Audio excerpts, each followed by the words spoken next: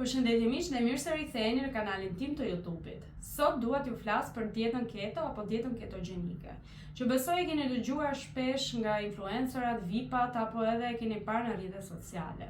Dhe përmes kësaj video në fakt dua të jap një informacion për të ditur më shumë se çfarë është kjo lloj diete, pasi e dëgjojmë shpesh, po mbase nuk i kemi dhe ide të qarta se çfarë është konkretisht. Por gjithashtu dua t'ju them se pse unë personalisht nuk do ta rekomandoja as pak, përkundrazi jam kundër kësaj lloj diete. Duhet thënë se dieta ketogjenike ka një origjinë paksa mjekësore, le të themi, pasi shpikja e saj ishte për nevojë, në kuptimin e asaj që është një lloj diete që u mendua dhe u projektua për të gjithë fëmijët që vuajnë nga epilepsia në mënyrë që të kishin reduktim të konvulsioneve, dhe duhet thënë se në këtë aspekt ka patur goxha sukses. Por ishin VIP-at ata të cilat filluan ta reklamojnë shumë këtë lloj diete për arsye se i ndihmonte ata që të binin nga pesha.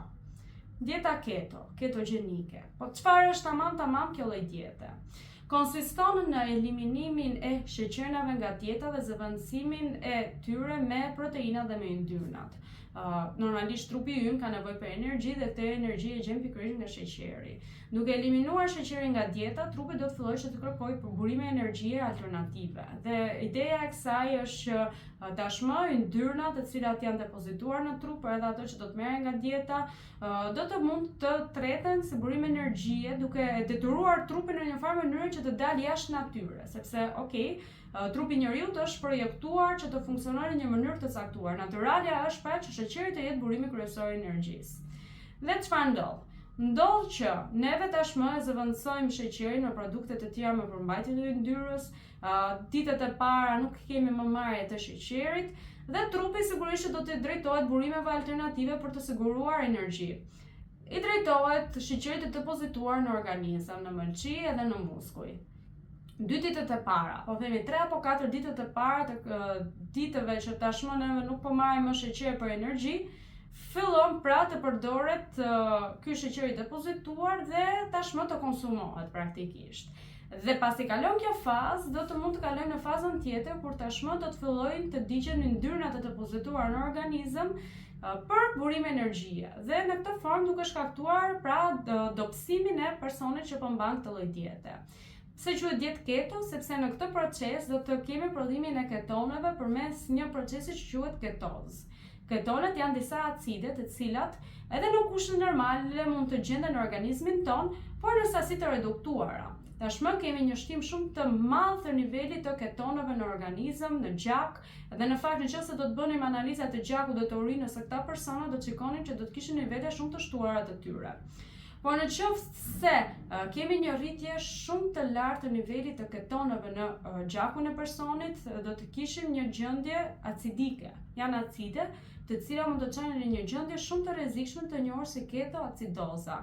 Ketoacidoza jo vetëm që shkakton diabet të induktuar, por mund të jetë, më besoni, edhe vdekje prurse në nivele shumë të larta. Përveç kësaj, duhet patur parasysh që dieta ketogjenike shoqërohet pra me konsum të lartë të yndyrnave. Dhe ky konsum i lartë të yndyrnave jo vetëm që rrit mundësinë e kolesterolit të keq në gjak, por dhe pasojat që vijnë prej saj, që nënkuptojnë sëmundje kardiovaskulare, sëmundje të zemrës apo edhe rritjen e riskut për infarkte dhe insulte cerebrale, sepse kemi thënë shumë herë që një dietë me sasi të shtuar të yndyrnave shoqërohet me risk të rritur për këtë lloj probleme.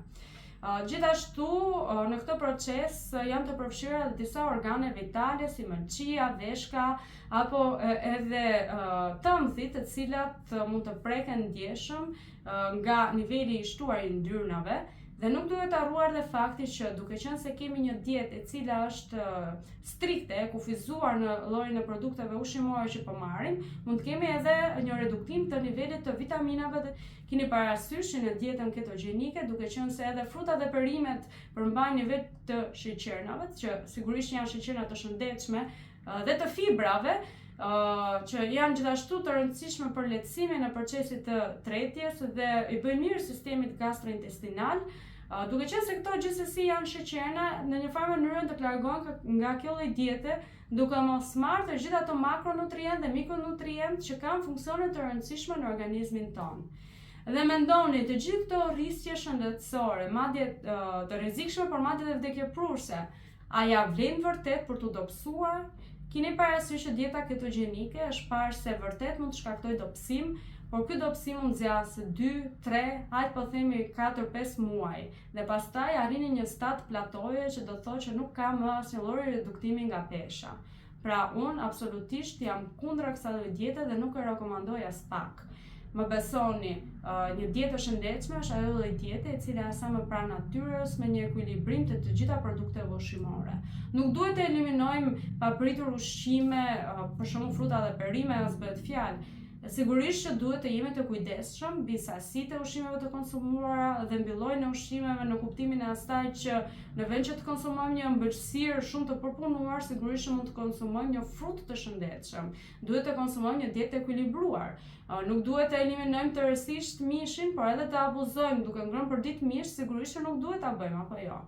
Pra, unë mendoj gjithmonë, një dietë ekuilibruar, kombinuar me aktivitet fizik, sigurisht, duke konsultuar edhe me mjekun tuaj, me nutricionistin, mund të bëjmë modifikime specifike në bazë të nevojave. Dikush mund të jetë intolerant ndaj një produkti ushqimor dhe mbase duhet ta eliminojë atë, etj. Pra duhet para rasti. Por këto lloj dietash ekstreme, të cilat kanë të bëjnë me eliminime të produkteve duke dalë kundër natyrës fundja, sepse e dim që jemi të programuar për të konsumuar sheqerna. Unë absolutisht jam kundra, pasi janë vetëm të dëmshme dhe nuk ju sjellin asnjë lloj përfitimi. Kështu që personalisht unë nuk e rekomandoj dietën keto dhe as personave që mund të më pyesin lidhur me këtë dietë i them absolutisht jo. Dhe kjo ishte e gjitha për sot. Shpresoj që të keni marrë një informacion të vlefshëm lidhur me dietën keto apo ketogjenike, se çfarë është edhe pse unë do ta rekomandoja, dhe shpresoj që të mos ndërmerrni të tilla dieta të cilat mund të jenë të dëmshme për shëndetin tuaj, përkundrazi, po janë pro dietave, por dietave të shëndetshme. Nëse ju duk interesante videoja, ju lutem ndareni atë me miqtë tuaj dhe mos u largoni pa bërë like. Mund të lini ndonjë koment për pyetje lidhur me temën ose edhe sugjerime për temat e ardhshme në vazhdim. Mos harroni të bëni edhe subscribe apo të abonoheni tek kanali im për video të tjera në vazhdim dhe që të mbeteni gjithashtu të informuar. Bashkë do të shihemi në videon e ardhshme dhe deri atëherë ju uroj të gjithëve shëndet.